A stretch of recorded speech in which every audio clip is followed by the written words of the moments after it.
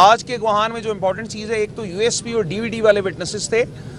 U S P اور D وی D میں انہوں نے سوشل میڈیا سے مختلف ویڈیوز ڈاؤن لوڈ کی ہوئی ہیں. اور میں یہاں پہ عرض کرنا چاہوں گا، ایک وٹنس جس نے یہ طارق نام کا، جس نے خود سوشل میڈیا سے ویڈیوز ڈاؤن لوڈ کی ہیں اور بے شمار ویڈیوز ڈاؤن لوڈ کی ہیں. ان ویڈیوز میں کسی بھی جگہ وائلنٹ پروٹیسٹ یا پرتشدد احتجاج کی قطعاً کوئی بات نہیں ہے. انفیکٹ ان میں ایک دو جگہ پہ جو بات کی گئی ہے پرامن احتجاج کی گئی ہے یہ بات.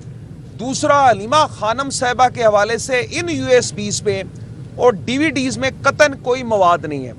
تیسری بات، جو سورس ہے، جس شخص نے وہ ویڈیوز اپلوڈ کی ہیں، اس کے متعلق پولیس کا ریکارڈ بالکل سائلنٹ ہے.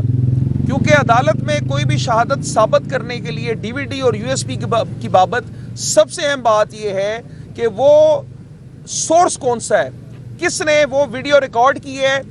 اس بابت پولیس کا ریکارڈ بالکل سائلنٹ ہے. جو سٹیٹمنٹ حلیمہ خانم صاحبہ کی ہے، ان میں جو سٹیٹمنٹ ایک سٹیٹمنٹ دیکھی میں نے، اور جو بات کی گئی اس میں بات کی گئی اسپیڈی جسٹس کی، اس میں بات کی گئی رول آف لا کی.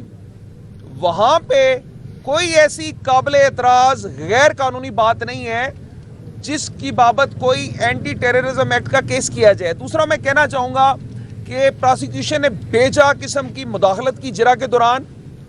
انہوں نے جرا کے دوران بے مقصد قسم کے اعتراضات اٹھائے جن کی کوئی قانونی حیثیت نہیں ہے، اور ان کے گواہان کو جو عدالت میں لائے گئے ہیں، انہوں نے حلیمہ خانم صاحبہ کے متعلق کوئی ایسا مواد نہیں دیا جس مواد کی بنیاد پہ انہیں سزا دی جا سکے.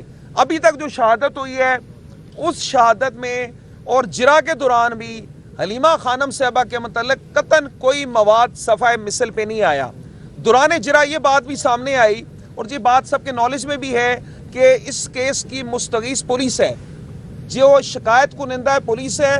پولیس جو ہے وہ ڈائریکٹلی گورنمنٹ آف پنجاب کی ملازم ہے، اور پنجاب میں اس ٹائم جو گورنمنٹ ہے وہ پی ایم ایل این کی ہے، جو کہ مخالفت ہے، جن کی پولیٹیکل رائیولری ہے، جن کی سیاسی مخاصمت اور مخالفت ہے پی ٹی آئی سے اور عمران خان صاحب کی فیملی سے. لہٰذا یہ جھوٹے، بے بنیاد اور سیاسی مخاصمت پر مبنی بے بنیاد کیسز بنائے گئے. انہی کیسز میں سے یہ بھی ایک کیس ہے.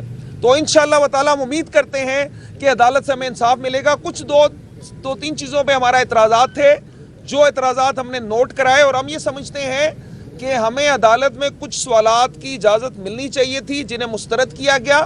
ہم نے عدالت میں یہ بات کی کہ وہ جو سوالات مسترد کیے گئے ان کے متعلق ہم انشاءاللہ ہائی کورٹ میں جا رہے ہیں. اور دوسرا، عدالت میں یہ بھی استدعا کر دی ہے کہ میں اپنی ذاتی مصروفیات کی وجہ سے منڈے تک اویلیبل نہیں ہوں. جج صاحب نے مجھے اجازت دے دی ہے. جج صاحب کا کہنا ہے کہ ہم درخواست دے دیں گے. حلیمہ خانم صاحبہ کا ٹرائل انشاءاللہ پھر منڈے سے آگے پروسیڈ کرے گا. جی بات آپ بات کریں. بسم اللہ